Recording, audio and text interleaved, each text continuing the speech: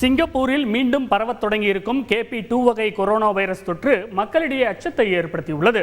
இதன் தீவிர தன்மை குறித்து தொற்றுநோய் சிகிச்சை நிபுணருடன் நான் நடத்திய கலந்துரையாடலை பின்வரும் தொகுப்பில் பார்க்கலாம்.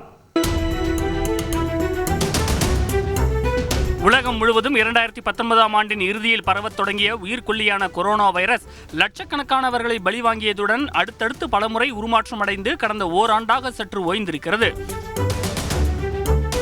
அதற்குள் உருமாறிய ஒமிக்ரான் கொரோனா வைரஸின் மற்றொரு வகையான KP2 வைரஸ் இந்தியா உள்ளிட்ட பல்வேறு நாடுகளில் தற்போது புதிதாக பரவத் தொடங்கியிருப்பது அதிர்ச்சியை ஏற்படுத்தியுள்ளது.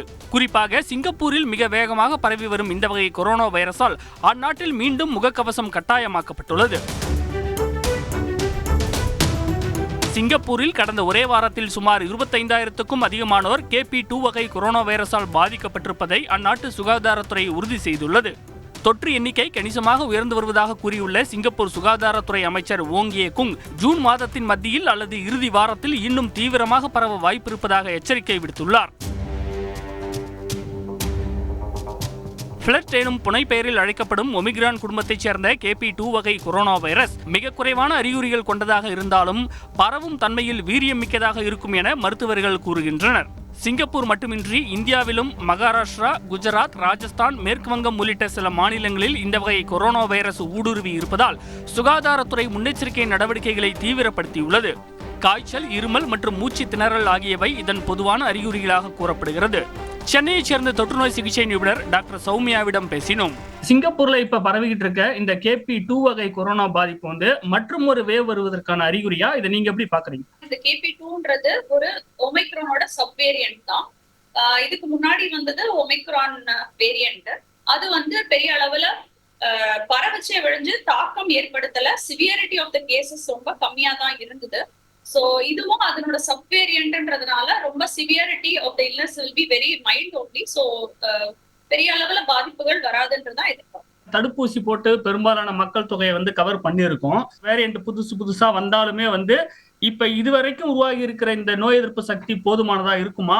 இப்ப இருக்கிற எல்லா வேரியன்ட்டுமே இந்த ஓமிக்ரான் வேரியன்டோட சப் வேரியன்ட்ஸ் தான். சோ ஏற்கனவே வந்த கொரோனா தொற்றுனாலையும் முக்காவாசி பாப்புலேஷன் இப்ப ப்ரொடெக்டட் தான். எதர் வேக்சின்ஸ்னாலையும் இல்ல ப்ரீவியஸ் இன்ஃபெக்ஷன்னாலையும் மோஸ்ட் ஆஃப் த டைம்ஸ் இப்போ இன்ஃபெக்ஷன்ஸ் போயிடுச்சு நிறைய பேருக்கு.